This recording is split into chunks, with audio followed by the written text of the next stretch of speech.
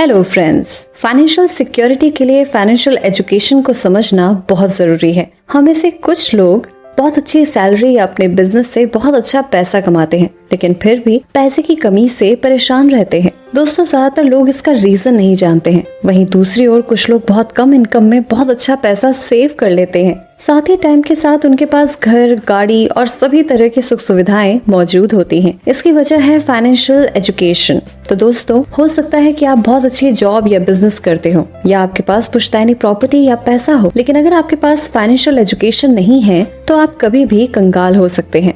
हम या तो इनकम के अनुसार खर्च करते हैं या खर्च के अनुसार इनकम बढ़ाते हैं। आप किस कैटेगरी में आते हो, इसका नॉलेज आपके पास होगा।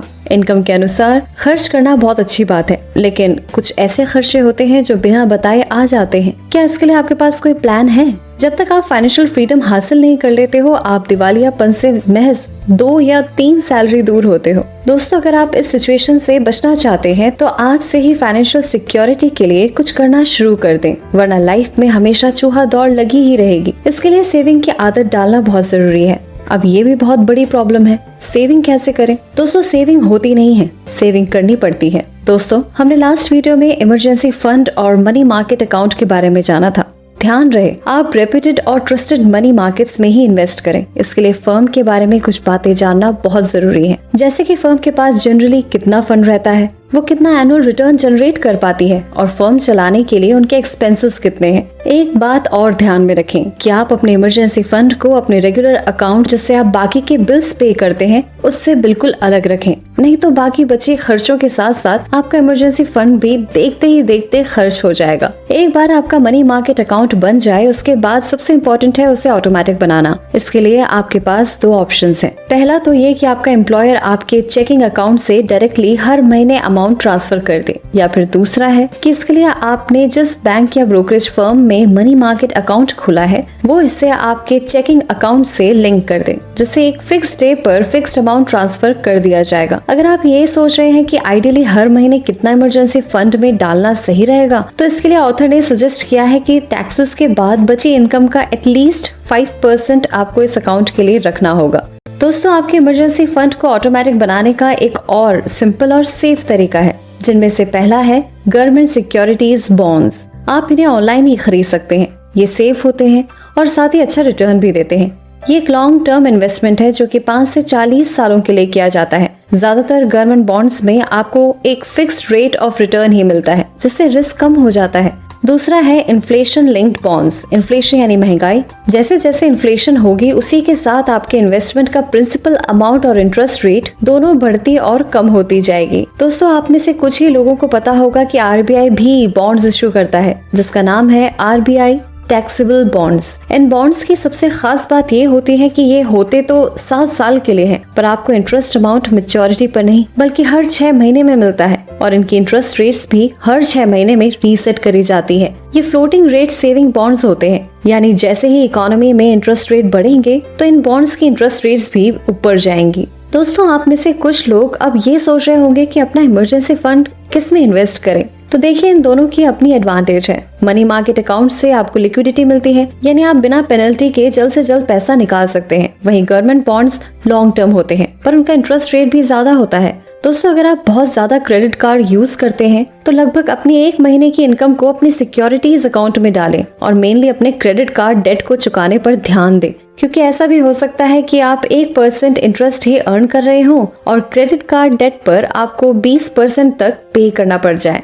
दोस्तों, अभी तक हमारी वीडियोस में जो इन्वेस्टिंग प्लान्स बताए गए हैं, अगर आप वो स्टार्ट कर चुके हैं तो आपका फ्यूचर ऑटोमेटिक बन चुका है और आप इमरजेंसीज के लिए भी पूरी तरह रेडी हैं। आप एक बार इमेजिन करके देखें कि आपको लाइफ में कभी भी पैसे की चिंता नहीं करनी पड़ रही है। यही होता है एक ऑटोमेटिक मिलियनेयर बनना, और आप बहुत जल्द वही बनने जा रहे हैं। दोस्तों, ऑथर ने फाइनेंशियल सिक्योरिटी के लिए जितने भी तरीके बताए हैं उनमें से सबसे जरूरी 3 चीजें हैं। पहला है पे योरसेल्फ, दूसरा है सेविंग्स को ऑटोमेटिक बनाना, और तीसरा है एक घर खरीदना जिसको आप जल्द से जल्द डेट फ्री बना चुके हैं। ये कैसे किया जा सकता है, इसे हम अब जानेंगे।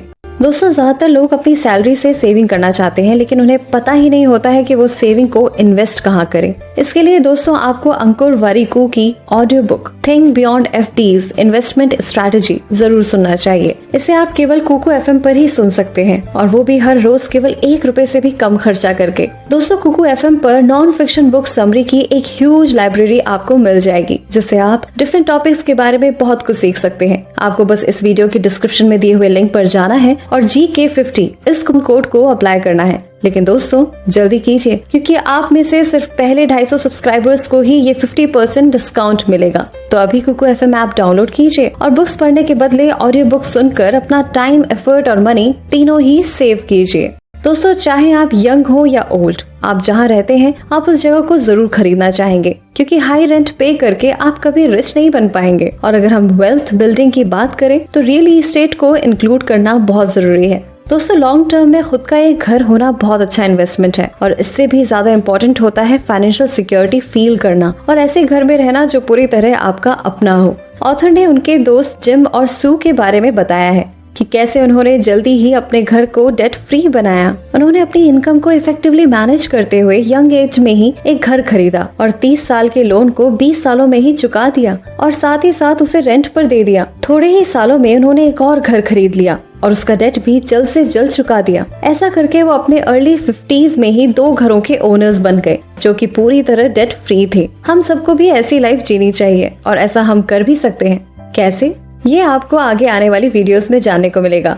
दोस्तों हमें से बहुत से लोग घर तो खरीदना चाहते हैं, पर उसका डाउन पेमेंट कैसे कर पाएंगे ये सोचकर हम डर जाते हैं और घर लेने का आइडिया ड्रॉप कर देते हैं। हम ये सोचकर रुक जाते हैं कि एक साथ बड़ा डाउन पेमेंट करने जितना पैसा होगा तब घर लेंगे। लेकिन दोस्तों आप जितना जल्दी घर लेने का डिसाइड करेंगे, आप उतनी ही जल्दी रेंटिंग सिचुएशन से बाहर आ पाएंगे और अपना खुद का एक घर ओन कर पाएंगे। हमारी गवर्नमेंट बहुत सी ऐसी स्कीम्स लॉन्च करती रहती है, जिससे अर्बन और रूरल दोनों ही जगह के लोगों को कम इंटरेस्ट रेट और डाउन पेमेंट पर घर मिल सके। उनमें से सेंट्रल गवर्नमेंट की एक स्कीम है PM आवास योजना, और काफी सारी स्टेट गवर्नमेंट्स की भी अपनी अपनी स्कीम्स हैं, जिसमें वो आपको लो इंटरेस्ट रेट्स पर घर लेने में हेल्प करते हैं, और साथ ही 1.5 लाख से 2.5 लाख तक की फाइनेंशियल एड भी प्रोवाइड करते हैं। दोस्तों सिर्फ घर खरीद लेना ही काफी नहीं है, इसमें सबसे जरूरी है ये पता करना कि आप उसके लिए किस तरह से पे करेंगे। तो उसके लिए आपको अपने लिए सही टाइप ऑफ मॉर्गेज ढूंढना होगा। इंडिया में कितने टाइप्स के मॉर्गेजेस हैं और आपके लिए कौन सा बेस्ट रहेगा, इसे आप गूगल पर भी देख सकते हैं। साथ ही ये हम आपको नेक्स्ट वीडियो में भी बताएंगे। तब तक आप अपनी स्टेट की हाउसिंग रिलेटेड स्कीम्स को चेक कर सकते हैं।